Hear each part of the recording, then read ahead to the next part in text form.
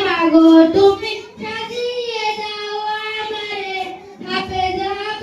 আলেম হব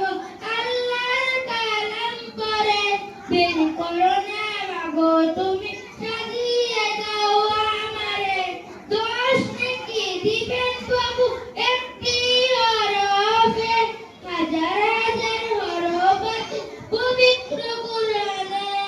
দোষ নাকি দিবেন প্রভু একটি হরফে হাজার হাজার হরফ আছে পবিত্র কোরআনে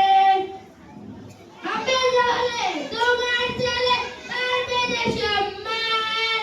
রোজা সুরে নূরে তুমি পাবে প্রতিদান হাফেজ হলে তোমার চলে পারবে যে সম্মান